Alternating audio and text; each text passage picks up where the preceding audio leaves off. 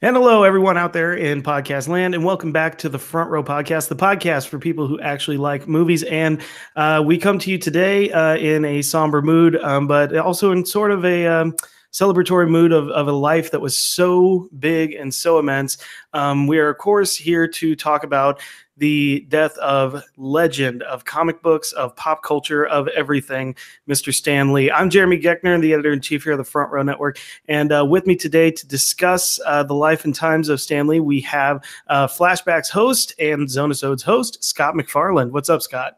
I probably should record a Zonisode sometime this decade. Well, you know, do it as a tribute to Stan. Uh-huh. Yeah, sure.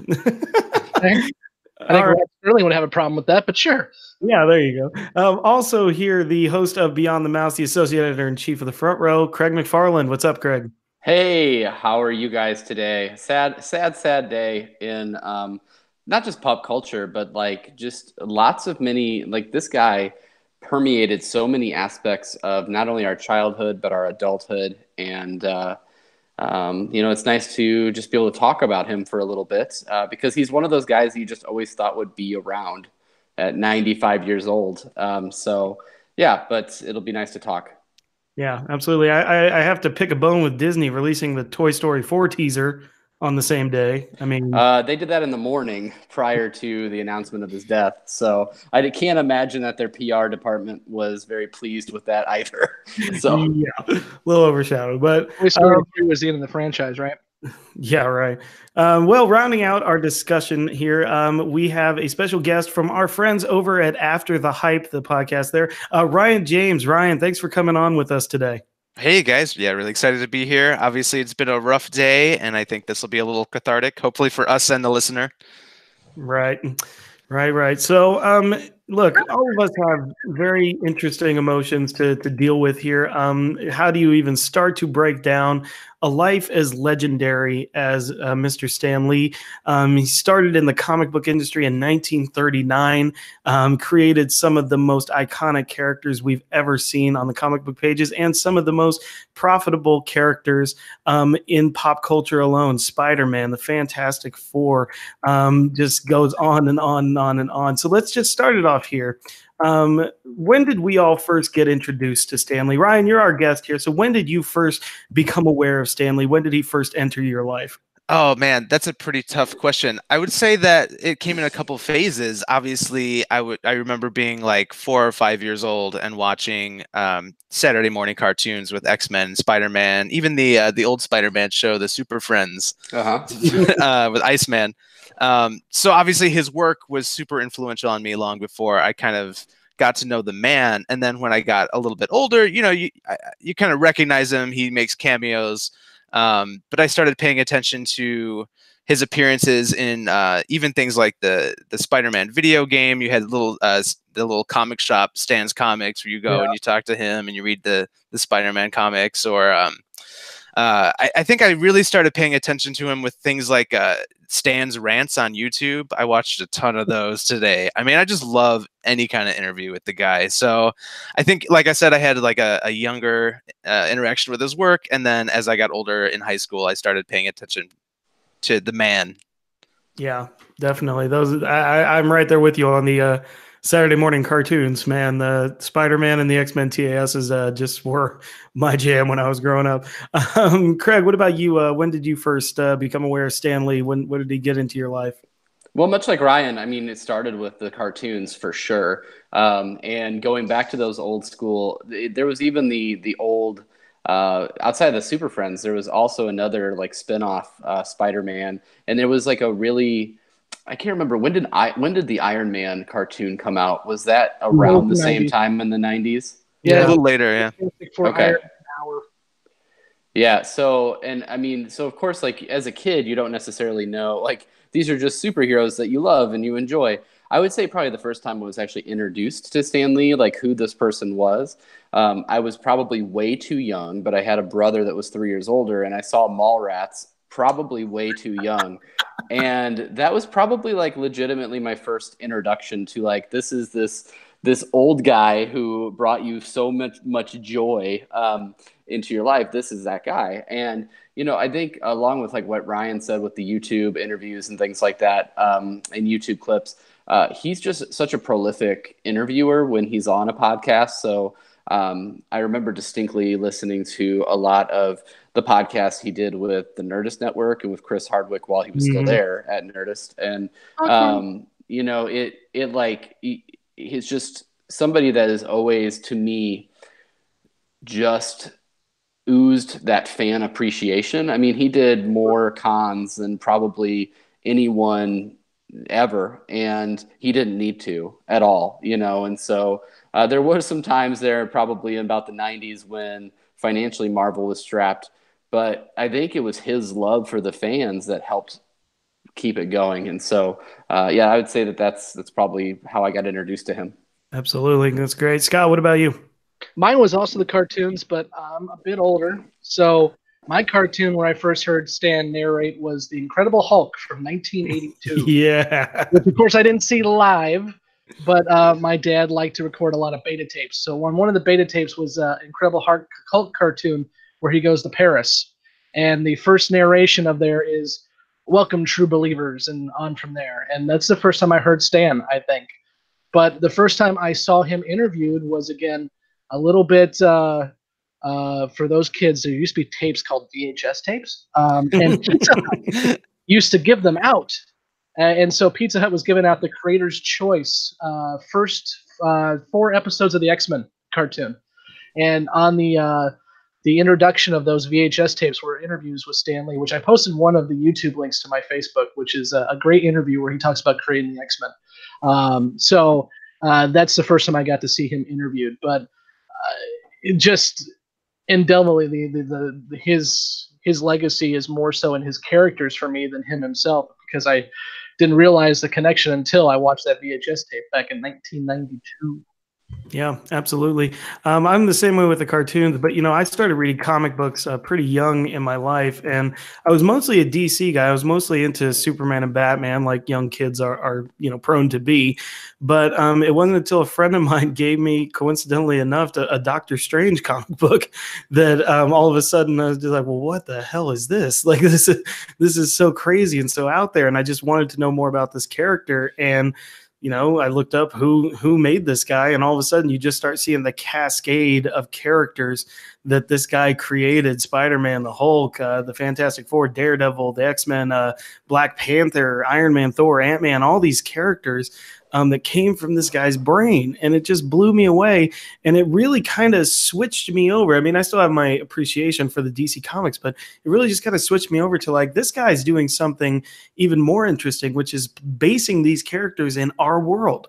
You know, these are characters in our cities, in our streets and stuff. And that was just something that always stuck out to me with him. And then, of course, you know, obviously with all the movies that we all know and love today, but I just wanted to call out one thing that I remember distinctly Stan Lee watching, and it was a sci-fi reality show. I don't know if any of you guys watched this, called Who Wants to Be a Superhero? Did anybody watch this back in the day? Yeah.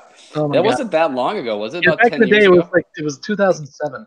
Yeah, well, that feels back in the day to me. It was terrible, by the way. Looking back, it's not the best structured, but what I did love, what I did love about it, and what I still do love about it, is that, you know, I didn't quite know what to expect of this show when I saw the promos, but I was like, it's superheroes, I'm going to watch it.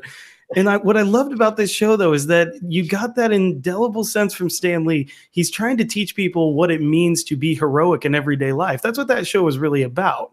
You know, finding those heroic traits in ordinary people. And that always stuck with me, watching those shows, and how that show even made a difference in the contestants' lives and stuff. So, you know, then you start reading about Stan's charitable work and all the stuff he does with the fans and with kids. And it's just amazing, this immense life that this guy led. And that, you're right, Craig, just the fan appreciation. He loved the fans. He loved what he got to do. Does anybody else have anything else to say on that? Well, it's just interesting that you talk about, like, expanding into like a reality TV show, because that was what he was big on too in the comic book world, was really exploring different mediums to get his message out. So he's really the one that pioneered the Halloween costume of superheroes and that merchandising side, which really helped those things explode. We all mentioned the TV shows, but I bet that we all also played that amazing Avengers arcade game, and then also the X-Men arcade game, and like just all of these things that really grabbed us as kids. And in comics wise, I wanted to mention, I think the first Marvel comic I read, because I know that the first comic I really followed was The Death of Superman, obviously not a Stan Lee comic, but then shortly after that, they did the DC versus Marvel crossover. And I remember reading those and like really rooting on the Marvel characters. And kind of from there, I just started to read more and more and more comics as well. So it's just like every aspect of entertainment and pop culture that we could want, he put his mark on. You rooted for the Marvel characters because they were better. They're the good guys. Well, that's what Jeremy was getting at too. I mean, this goes back to when they created Fantastic Four. Stan Lee was getting burned out. It was the ripe old 1950s. He was getting burned out on comics because it was pulp comics. DC brought back The Flash and brought back Justice League, and Timely at the time came to Stan Lee and said, we need to have our own team, the superhero team. And so he came up with Fantastic Four. But the reason why he did that was his wife Joan told him, write what you care about. Mm-hmm. Don't worry about writing to 5-year-olds. Write what you're interested in. And that's why he wrote about street level superheroes and family tragedy and drama, because that's what he liked to do. And that's why to this day, when I think of DC, I think cosmic, and I think, way too many big ideas. And when I think Marvel, I think guys on the street fighting it out. And that's what I enjoy. Yeah, absolutely. Ryan, you got anything else to say on that? No, you just nailed it on the head. I mean, Marvel always did like the real people living in the real world. They're living in New York City. They're not living in Gotham or Metropolis, and they have real, their human counterparts have problems too. It was like Clark Kent is the costume, right? Superman is that character, and he has his secret identity is a human. Whereas you look at someone like Spider-Man, he is Peter Parker, and he puts on a Spider-Man costume. Mm-hmm. Mm-hmm. Definitely. Well, and I mean, we've been talking about the characters here, and what really strikes me is, you look at the big hitting characters that he got. I just listed them off there. You got the X-Men, you got the Fantastic Four, Black Panther, Doctor Strange, Hulk, Iron Man, Thor. So many different facets of powers, of personalities involved in these types of things. You've got such a cosmic, crazy character like Thor, and then you've got a blind martial artist that lives in Hell's Kitchen in New York. A kid who can climb up walls. It's a 16-year-old kid, and then you've got obviously the racial and social justice components of an X-Men comic. The stuff is just so complex and it's so wide breadth. And Scott, you already told that about writing what you care about. Which of these characters, let's pick one and just talk about them for a little bit. Scott, why don't you start us off? Which of Lee's characters hits you the most that you would want to talk about? Well, I would, because I know the other ones are going to get named by other people, I'll go with the X-Men. Yes. In the original X-Men, which would be Cyclops, Iceman, Beast, Angel, Professor X, and Jean Grey. The yellow spandex. Oh yeah, well, Iceman just had a snowball, so it's fine. But I think that was really the culmination of what Lee was doing at that time. He had already done Fantastic Four, he had already done Spider-Man, and so forth and so on. And the X-Men was his big next thing. And of course, the X-Men we know and love today, we owe a lot to Chris Claremont and a lot of other people. But the idea from Stan, and again, I go back to that VHS interview I remember watching. He was lazy. He was like, I'm getting tired of figuring out origins. I don't want to talk about radioactive spiders and gamma bombs. So you're born with it. Problem solved. That started a conversation about equality, which back then was more racial equality, and now it has become the X-Men, and it's been kind of terrible for the past 10 years. But if ignoring that, the X-Men stories have been about diversity and equality across the board. And it's an amazing set, and I'm so looking forward to Kevin Feige getting the X-Men back because I think it's going to be amazing. Yeah, absolutely. Anybody else got anything to say about the X-Men?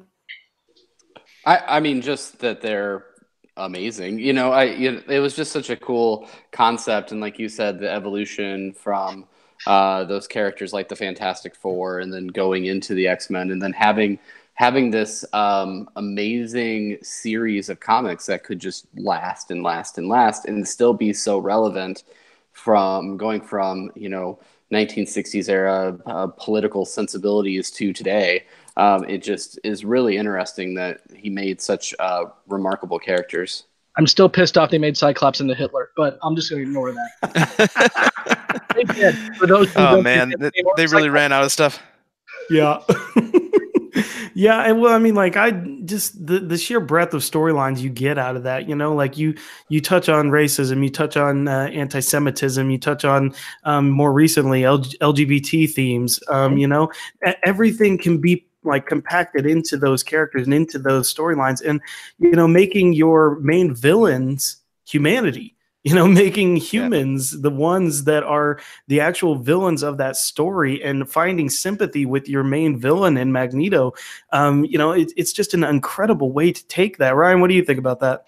Yeah, absolutely. I mean, I love the way that they wrote Magneto so well that sometimes you could be like, oh yeah, I get where he's coming from. Like, yeah, maybe he's right. Like, yeah, exactly. It's always clear cut bad guys versus good guys in the DC universe. I feel like Marvel has really deep villains with really believable motivations, and I love the way the X-Men was always like a rotating school. This idea where these kids were rejected by society and they found a new family, different than the way the Fantastic Four were born a family, or I mean, Ben was their friend, but the other three were a family.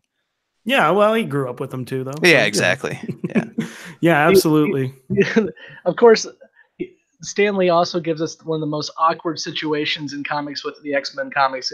People don't remember this at all, but X-Men number 4, Professor X in his little thought bubble talks about how he loves Jean Grey and he can never let her know. Yep. That was a plot line. Just let go. I mean, yeah, Stan Lee loves women. I don't think there's any doubt about that. She was 15 in the comics at the time, so we're just going to let that one go. Right. Oh, how old is Professor X? We don't know. Maybe he was 16. Okay. So we're talking like pre-McAvoy Professor X here. Absolutely, yeah. Yeah, so just the X-Men. Plus, you just think about all the X-Men that are in there, man. All those characters, like just character upon character upon character. Like Scott just named them off, but there were even more after that. Craig, let's go to you. Which character of Stan Lee's would you like to highlight? Absolutely. Before I do that, though, I was just looking it up because I wanted to mention the new memoir that came out that was a comic book of Stan Lee. It's not that new. It came out a couple years ago. But I was on Amazon because I was looking at the name. The Kindle version of it is only $1.99 today. Ooh, so I don't know kids. if Amazon did that because it's normally priced at $28.99. So definitely go check out that memoir. It's a comic book. I mean, essentially. So that's a really cool way to do it. But absolutely, I want to talk about a couple of stories that I heard Stan talk about on different podcasts. And this is why I want to mention these characters because, of course, I hope we talk about Spider-Man and all that. But the first one I want to talk about is Ant-Man because if you think about Ant-Man, it is such a ridiculous character. Like to say that this guy can shrink to the size of an ant. And so, again, I think this was on a Nerdist podcast. It could have easily been on a Kevin Smith podcast as well. But Stan was talking about how the character just wasn't latching onto audiences. People just weren't really getting it. And he's like, no, you need to put him next to things. Like you need to have him next to like a quarter. And then that way people understand this guy's really small. Like, so he was just so passionate about these things. And like, could you imagine this like crazy zany Stan Lee going like, no, you just need to put him next to a water bottle. Get a Coke can in there. Yeah. So people think that he's small.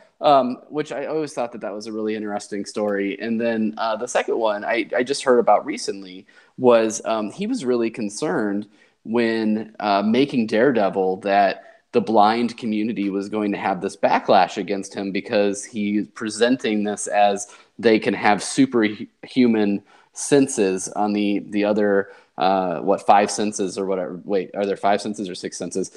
Five. Four senses. The other four senses.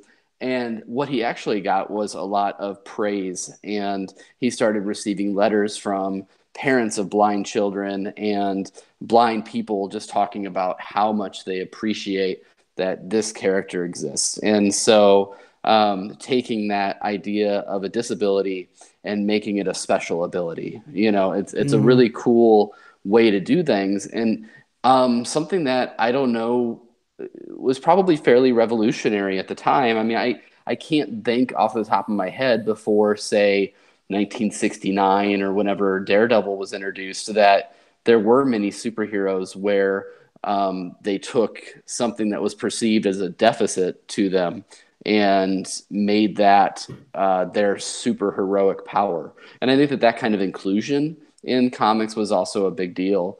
And so he drove that. So I thought that was pretty cool. I think that was one of his greatest strengths in his writing and his vision, was just the inclusion aspect, that, seeing people from all walks of life become superheroes. Yeah, absolutely. So, I mean, they may not necessarily be my favorite characters, but just two stories I really wanted to pass on because they're just really neat to me. Yeah, definitely. Ryan, what about you? What do you, or does anybody else want to talk about those two characters before we move on to Ryan's? No? All right, Ryan, hit us up. Which character do you want to talk about? All right, I'm bringing it home. I'm talking about Spider-Man. He's my dude. I mean, I think he was the first superhero I loved, and I just got to say, the way that Stan Lee wrote this character who is always striving to do the right thing, but is also trying to find that balance between that and his family, his Aunt May, who he feels he needs to take care of, doesn't want to hurt her, doesn't want to let her know that he's Spider-Man. But just the way that, you remember that everyone remembers the Superman movie when he's saving the cat out of the tree, and you're like, oh, Spider-Man has to save everybody. But no, Superman. But no, Spider-Man literally does have to save everybody. He would put himself in harm's way in every scenario to save every single civilian. And some of the best stories, even recently, the 799, the Red Goblin series, hit really home when he's like, oh, I found your greatest weakness, Spider-Man. It's all the people around you that you care about. And like, that's exactly the character that Stan Lee wrote, and exactly why I loved him. And I don't think any comic book I've ever read has pulled in my heartstrings a number of times like Spider-Man has. I mean, to this day, you can ask me and I will answer in a heartbeat. The greatest comic book I've ever read was the 9/11 tribute. The Amazing Spider-Man with the black cover. I don't remember exactly what number it was, somewhere in the 400s, but it's just probably one of the greatest things I've ever read. Yeah, absolutely. I mean, like there is so much to talk about with the Spider-Man character. I mean, like it feels cliche to bring up the phrase, but I mean, like, I can't tell you how much with great power comes great responsibility has stayed with me in my life. Not on a super heroic scale, obviously, but as far as any of you know. But the thing that, like, you can merge that into anything that you're doing in your life, just like when you are given something, do your best at it and take it seriously. And, that you can even run that out of it. And you're right. Like, there's the indelible sense of what this character is somebody who wants to help people. And that's why I really love the newest iteration of it from Tom Holland, because it is that naive, that naivete, but also just that pluck and that desire to do good and to constantly be the good in the world that he sees. I think that is just really, really fantastic from that character, and it came from Lee's brain. Yeah, and just the Amazing Fantasy, the first appearance. I mean, to kick off this superhero that you've created with this story about, the first thing we ever see Spider-Man do is fail drastically in life. He doesn't stop the guy who goes on to shoot his Uncle Ben. And like, to put that amount of weight onto a superhero when everything else has been just like, these pow bang, punch him up guys, I mean, I love Stan Lee's deeply flawed characters who make mistakes, who are human under the costumes. And that just speaks to everything I love about Stan Lee. Yeah, absolutely. Craig, anything about Spider-Man? Oh, I mean, there's so much about Spider-Man. You know, it's the superhero that was so relatable to us, just on every level. Like he wrote this character that just so happens to be a geeky teenager, and it is just incredible to be able to see us in a superhero. And so Peter Parker's the ultimate hero. And I think Ryan put it best earlier when he said that Peter Parker puts on a mask and becomes Spider-Man as opposed to trying to be someone else, you know, that he's not. So it's just an incredible character. Yeah. I think Peter Parker is the first superhero who was broke all the time too. It's like everyone can relate to being a broke kid from New York. You know? Well, Scott, let's get your thoughts on Spider-Man. You guys covered it. Yeah. Well, I mean, I'll just say off of Ryan's there, like that was such a great part of the Spider-Man 2 film with Tobey Maguire. I think that's the best of those three. Yeah, absolutely. And like, that I always get when I watch that movie, I just get the sense of like, man, this guy's life is terrible. And like, he's got all these amazing powers, but it seems like his life just sucks. And, That's right. But he still has this pull to constantly try to do good. I mean, it's just, it's such a juxtaposition there. Yeah, I was watching an interview with Stan Lee earlier where he's talking about all their human problems. He's like, you know, you have all these, you're a superhero, but do you still have dandruff? Oh man. All right. Well, I'm gonna go a little outside the box here. I guess he's one of the most popular comic characters ever. But I always found the Hulk fascinating when it came to Stan Lee and the reason he created him. Because at the time he creates the Hulk, it's at this time when there's all these like kind of monstery characters out there, and the Thing is getting really popular from the Fantastic Four line. But he always said stuff about like what you remember, he said something about the Hunchback of Notre Dame, something like, like you remember Quasimodo, but who else do you remember from that story? Who's the good looking, valiant character from that story? Frankenstein, there's the monster there. You don't really remember a ton of the other characters. And he also talked about bringing Jekyll and Hyde into that. That's the obvious parallel with this character. But I always found the Hulk character to be underserved in the movies in the sense of, you've got this creature that everyone's afraid of that still can do good, but always has to kind of fight against himself and fight against his own feelings about the world that mistreats him. And I don't know, something about that always stuck with me with that character. In any comic book I read and every movie that I saw, I think the MCU is doing the best with it, but, obviously they're limited in what they can do with it. But that character, the tragic nature of that, he really kind of drew on those Victorian era, like novel characters and stuff. And I just think that was really, really cool. Now, I realize Perlmutter's not wanting us to talk about these guys until they own them again, but we definitely need to at least highlight the Fantastic Four, because without the Fantastic Four, you do not have superheroes. Yep. It was Flash and JL came out first, but they did not get the attention that the FF did. So as much as the movies have sucked, the story of this family coming together and dealing with something that is obviously different than anything anyone ever has run into before, and the interplay between Thing, Human Torch, Reed Richards being a jackass, all that good stuff. Again, without that, and without him sitting down and saying, okay, I'll do this one story before I leave comic books forever, you do not have superheroes. Yeah. Yep. You are absolutely right. Along with the Fantastic Four came my second favorite Stan Lee character and second favorite comic character, Dr. Doom, the best villain of all time. Absolutely. Well, and I would be remiss. I mean, I think we would all be remiss just to not mention Black Panther in this discussion as well. Absolutely. I mean, just the life that character has taken on since last year. I mean, it's just amazing. And, springing out of the Fantastic Four, Scott, it's amazing to think that without Stan Lee thinking of the Fantastic Four and then thinking of this character to spring out from them, we don't have this amazing cultural moment we're getting in 2017 and 2018 with that character. It's just amazing to see those ripple effects go out like that. And of course, because he doesn't get the attention he deserves, I'm just going to throw in there, without Stan Lee and Jack Kirby making the Fantastic Four. That's true. Oh, absolutely. That is true. That's it's a great transition to getting into the films and all that with him. And I know that Scott was mentioning earlier something about cameos and what our favorite might be. So that could be a fun discussion as well. Favorite Stan Lee MCU cameo, huh? All right, we can open that up. My favorite time that the host reins were stolen in the middle of a podcast. Yes, go take it, Craig. All right, well let's open it up, Craig. Come on, you must have some ideas. Let's get it going. No, I want you guys to go first. Oh, you want us to go first?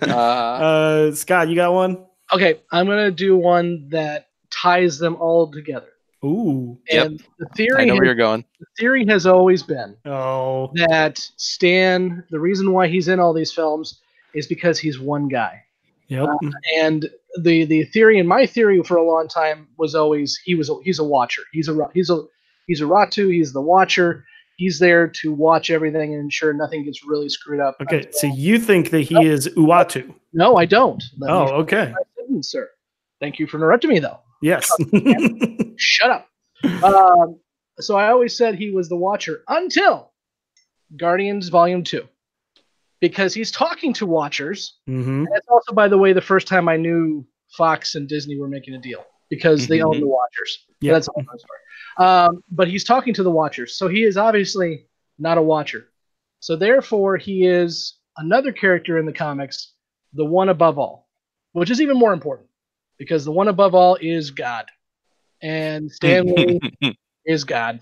So therefore, my favorite cameo is Guardians 2 because it confirms he is one dude and he's not a watcher. Therefore, he is the one above all. Well, there you go. Well Guardians 2. Ryan, what's your favorite one? I know someone talked about Mallrats earlier, and aside from a Marvel movie, that was the best movie he's ever been in. Well, but of course. I'm gonna go with the Amazing Spider-Man. I don't know if you guys remember it. He's in the library, with the headphones on. He's dusting books or organizing books, and Spider-Man and Lizard are fighting behind him, narrowly missing him all the time. Like I think something's flying at Stan Lee, and Spider-Man catches it with his web at the last second and saves Stan Lee. It was really good. Yeah, very, very good one. Craig, what about you? I'm gonna go with Stan's favorite. I thought it was this, so I wanted to make sure I double check. I wanted to double check the Avengers 2, the Age of Ultron cameo because he loved interacting with Chris Hemsworth as Thor, and it's the one where they're sitting at that party, and he's like, hey, can I have a drink of that? And Thor's like, no, it'll probably kill you. And then the next scene, they're rushing Stan Lee out of the room. He says, Excelsior. So great. That's an important piece, too. He's playing a World War II vet, and he was a World War II vet. Yeah. At first worked in the signaling corps, dealing with, telegraph poles and all that, but then moved over and started doing training videos and training pamphlets. So he served and he plays a vet, so that makes it even better. Yeah. And I also in brief research because I've been so busy today, but it did come out. I don't know if it's 100% confirmed, but that he had already filmed the cameo for Avengers 4. They said that he filmed 5 or 6 cameos when he was in Atlanta when they were filming Homecoming. Mm-hmm. So if you do the math there, he probably did Captain Marvel. And he definitely did Avengers 4, which means that's the cameo where I'm probably going to cry. Because you also realize they probably will – they're going to do a 4 Stan. I wonder if they do it for Captain Marvel or if they wait for Avengers 4. I think they probably should wait for Avengers 4, but I don't know what they're going to do. Yeah. I feel like they'll probably have to do a title card for both because, they have to acknowledge – both I'm fine with, but because Avengers was his property, I think it would be more if it was dedicated to him more so than Captain Marvel. Totally agree. Yeah.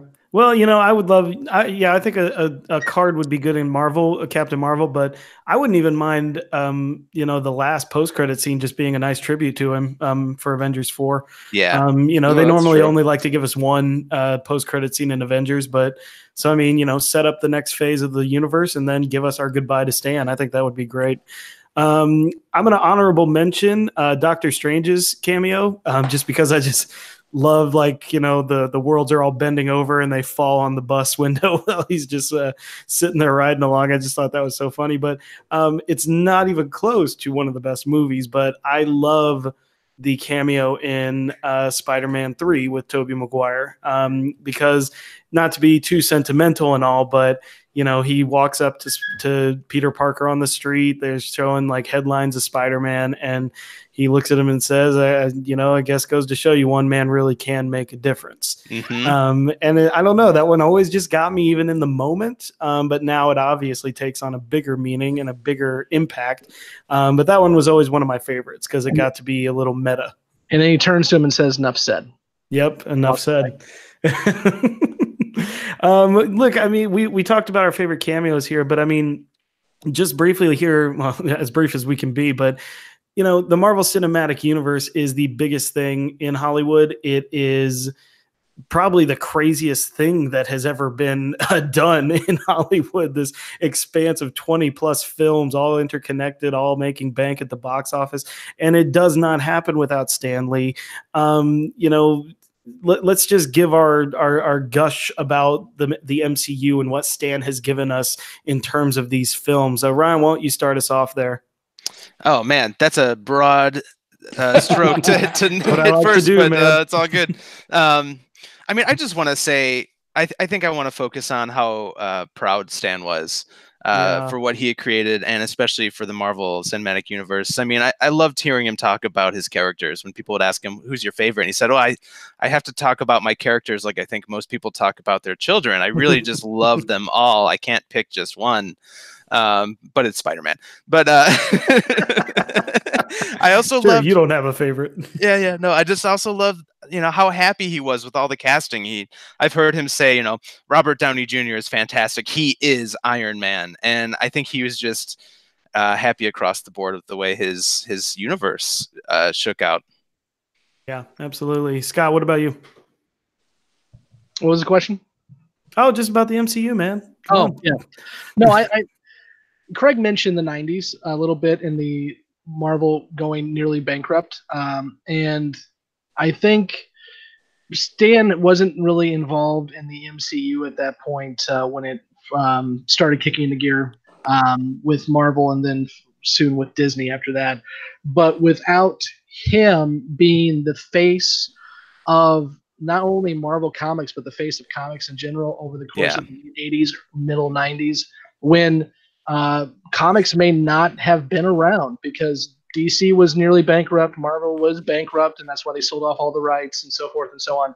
He was able to kind of be that bridge from one dark time to the time when media finally caught up and realized that the comics are the foundation, but these characters are well above that.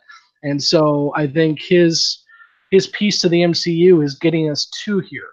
Because without him, without his just insatiable need to get his own face out there and his creations out there, comics would have died in the early 90s. Yeah, absolutely. Yeah. Absolutely. And, you mentioned, Ryan, the casting of Robert Downey Jr. I think I remember seeing in a documentary somewhere that Favreau was fighting hard for Robert Downey Jr. for that role. Mm-hmm. And obviously, and the studios obviously didn't want to take that chance on him for the obvious reasons.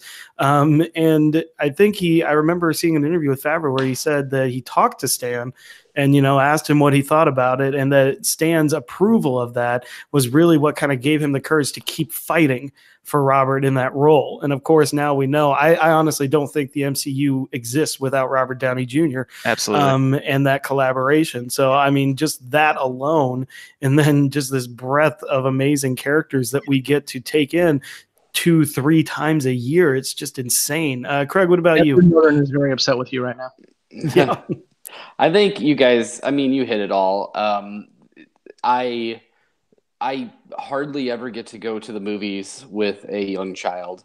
but I never miss a Marvel movie. You know, like it's one of those things where like these are it's the movies that I make sure that I can get out to because they matter so much. And this, Jeremy, you nailed it with the fact that it's even possible to do a storyline that is somewhat weaved together through 20 plus films is just absolutely bonkers. I mean, nothing even touches it. Like the Bond franchise goes in all different directions and doesn't necessarily come back to any one film. But I guess that's probably the closest franchise outside of anything else that just in terms of number of films. But the MCU is something that I think a long time from now, people are going to be studying this set of films as kind of a golden age of definitely, obviously, comic book movies, but still something that's really important just to cinematic film history going forward. The fact that this was accomplished in a way that it was in the age of internet trolls and everybody hating everything, somehow they were able to take these characters we love and translate them to a film that we love. Yeah, absolutely. So look, we've talked about movies. We've talked about our favorite characters. One thing that, and Ryan, perhaps you can speak on this more, being probably a bigger comic book fan than I am. But Stan was really instrumental in like the '60s and '70s with the comic code authority, right? I mean, I would say yes. Instrumental in terms of like he implemented it or just strive to keep it up. Yeah, and I think you led the charge to like revamp it as well, like in the '70s and stuff. No, that makes sense. I think he probably just wanted to. I know he wanted to reach as wide of an audience as possible, and avoid offending anybody. He wants these to be accessible books for all ages. Yeah, exactly. I mean, the man's place in history is obviously so spread out. He received the National Medal of the Arts in 2008 from George W. Bush. He's got his star on the Hollywood Walk of Fame. He is in the Disney Legends. He was named a Disney Legend in 2017. This guy, his legend will only continue to grow. Let's wrap it up here and just give our final thoughts on his passing and what we think his legacy will ultimately be. It's sad to me that in the later part of his life he had to go through those accusations of elder abuse and such, and that injunctions had to be put on so that he could have his friends and family around him, and so people wouldn't take advantage of him. But I'm glad that did get resolved, and that he did have people around him who loved him at the end, and just the fact that, I mean, I remember a few months ago we were doing press passes for an event, and Stan was on it.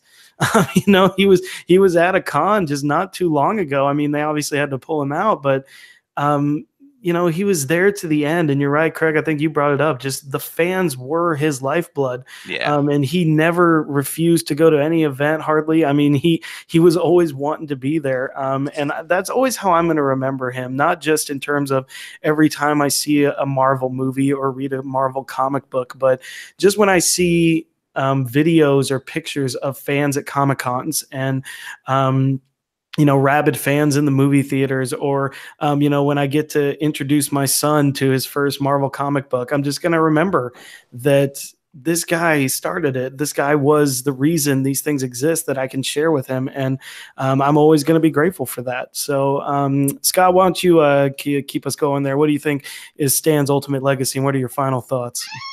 His ultimate legacy is creating, in part, mythology.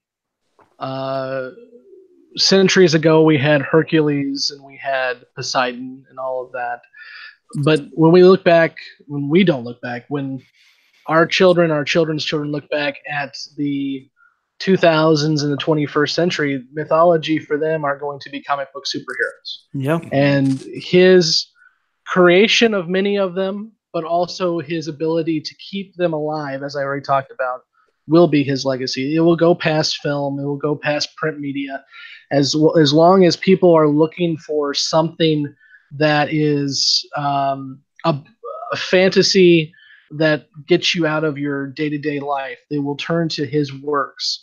And as I said on my Facebook page, for me, he made many of my childhood memories because I grew up with these characters. And he will always be the editor-in-chief of my childhood. Enough said. Yeah, absolutely. Absolutely. Ryan, why don't you keep us going there? Yeah, I have to agree with you that I think a long time from now his legacy will be the universe that he created and these characters that he put into it. But while we shared the earth with him, I think we really got joy from getting to see him pour his whole life into his fans, into the world he's creating, into Marvel Comics, into really, it seems like what drove him on the day-to-day basis was just making people happy. He never said no to an autograph. He never said no to a photograph. He was just a big ham about it with a smile on his face the whole time. I mean, we got to see him go on TV, appear in these movies, do these interviews, do these con appearances, and just always happy. I mean, one of my favorite photos is him holding Grumpy Cat. I don't know if you guys have seen that one from Comic-Con a couple of years ago. I mean, he just the biggest ham, the nicest guy from everyone I've talked to who were lucky enough to work with the man. They just said he lights up the room when he walks into it, and he's always charming. So I think, it won't be his legacy, but I'm happy to have shared the earth with him for those reasons. Absolutely. Well said. Craig, why don't you bring us home there? Yeah, so I mean, the Mount Rushmore of comic book creators, right? They're Jack Kirby, Stan Lee. One time we might have put Bob Kane there, probably not anymore. But Jerry Siegel, Joe Shuster, like those guys that created Superman, and but I almost would put him even truly above them, because not only did he bring us this material, but he was such a character himself. Yeah, exactly. The average person in pop culture is not going to know necessarily who Jack Kirby is, and that's sad. Mm-hmm. But just about everyone knows, or at least have heard of Stan Lee, because he was a brand onto himself, and just loved comics, loved Marvel, and loved bringing it to new audiences in any way possible. And if that meant going to a convention when they were still like in the basement of a Holiday Inn and it was like 100 sweaty guys, then that's what he did. And then bringing it, of course, to the larger stages in the later years of his life, where these movies now are just going, in a way, those are his legacy as well. And those are creating just millions upon millions upon millions of new fans that will just continue to love the works that he created. And I mean, I guess you're lucky if you get remembered for one thing, and this guy could be remembered for 1,000, 10,000 things, so just an incredible human. And one of those guys you never thought was actually going to leave us, because he's 95 years old and still is probably in better shape than I am. And so when he heard the news today, like some of my coworkers were like, well, yeah, I mean, he was 95. But at the same time, for some reason, it just seemed like he was immune to death. But yeah, so he'll definitely live on, and I'll continue to read his stuff. But seriously, plug it again, go buy that memoir that he did. And it's $2 on Amazon right now. Just freaking go buy it, and read it that way, or buy the hardcover or whatever. So check those out. Yeah, absolutely. And the only thing that strikes me again is just the fans. People who might not have any other connection in life might be connected just because of these superheroes and these characters and a love for these characters. And he brought people together. And nothing else, if nothing else, he brought people together and tried to get us to celebrate our differences. Absolutely. That is something well worth that legacy. His wife died last year. The wife of 69 years old, Joan. She was also 95 years old. And, I think I don't know what anybody believes about the afterlife, but, those two were so close, and I'd like to think that they are together once again. So, That's going to do it for this really rip-roaring, fun-loving episode. Can I bring us back into some shameless plugs? Yeah, sure, why not? I have a show that I'm recording here in a couple of days, and one of the people that we're having on is Dominic Cellini, and he is kind of a local animator. He did all the animations of Us for the Front Row Network, but he has on his art page today, if you go to Dominic Cellini art page, he has a drawing that he did this afternoon of Stan, and it's just awesome. So definitely go check that out. Go support him. We are going to be talking on Beyond the Mouse this month. It's Mickey's 90th birthday, so I thought it would be a really good idea to bring on someone that was inspired by those animations to become an animator and to become really to express his talents that way. So that's why we're having Dominic on to talk all things Mickey. And then also I know that Lou wanted me to plug his brand new show called Get Hyped. Get Hyped. So he's doing a show that really will lead us into some of these remakes and sequels. So he's going to go back and review once again Rocky IV, even though he didn't invite me on that. I'm very, very troubled by that. Rocky IV, the montage. Yes. He's gonna do Rocky IV and get us ready for Creed 2. And then Ryan, I want you to plug After the Hype for us. Oh, yeah. I mean, athpod.com. You guys should listen to After the Hype. I actually stepped away from permanent co-host duties about a year ago, but I'm still involved behind the scenes.